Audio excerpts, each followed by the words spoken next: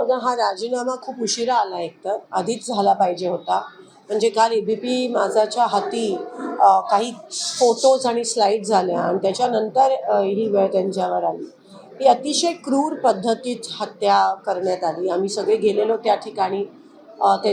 त्यांच्या मुलीचं पूर्ण ऐकलं, त्यांच्या पत्नीचं ऐकलं, भावाचं ऐकलं आणि खरं तर त्याच वेळेस तो राजीनामा झाला पाहिजे होता.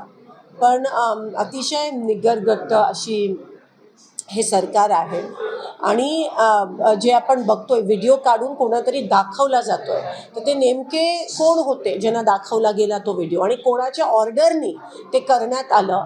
मला असं वाटतं राजीनामा जरी दिला असेल तर तो राजीनामा एक प्रकारचं नाटक आहे आणि ते आता म्हणतात की वैद्यकीय कारणामुळे, म्हणजे ॲक्सेप्ट पण करत नाहीत. म्हणजे तुम्ही बघा, इतकं हे हास्यास्पद असेल ही गोष्ट की ते म्हणतात वैद्यकीय कारणे. थोडंसं जर कोणाला कॉन्शियन्स असेल तर ते म्हणतील की मी ह्याची जबाबदारी घेतो, कारण का हे जग जाहीर आहे की कोणी हे करायला लावलं, कोणाची ऑर्डर्स होता, तो कोणाचा माणूस होता. आणि एवढंच नाही, पण ह्यांचं नाव आरोपी म्हणून पण आलं पाहिजे अशी आमची मागणी आहे. ह्याच्यावर कारवाई झाली पाहिजे, खास करून या मंत्र्यांवर कारवाई झाली पाहिजे की नेमकं हे कसं झालं आणि कशामुळे झालं हे खोलपर्यंत गेलं पाहिजे. ह्यांना कोणीही पाठीशी घालण्याची गरज नाही आहे, जे आपल्याला दिसून येत आहे. आणि म्हणून आरोपी म्हणून त्यांचं नाव आलंच पाहिजे अशी आमची मागणी आहे. जबाबदारी, नैतिक जबाबदारी घेऊन तो राजीनामा झाला पाहिजे होता आणि आरोपी म्हणून त्यांचं नाव येणं हे गरजेचं आहे. आमदारकीच राजीनामा देखील काही लोक मागतायत. आता कारण फक्त मंत्रिपदाचा राजीनामा दिला तरी आमदारकीच राजीनामा सह आरोपी देखील झाले.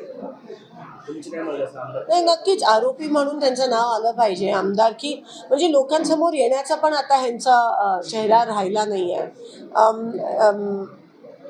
आणि राजीनामा देऊन परत 6 महिन्यानंतर ह्यांना परत मंत्रिपद मिळण्याची शक्यता आहे, कारण का हे सरकार दाखवण्यापुरतीच हे सगळे नाटक करेल आणि त्याच्यानंतर पुन्हा एकदा काही निष्पन्न झालं नाही म्हणून स्टेटमेंट देईल. म्हणून त्यांना आरोपी म्हणून त्यांना नेमलं गेलं पाहिजे.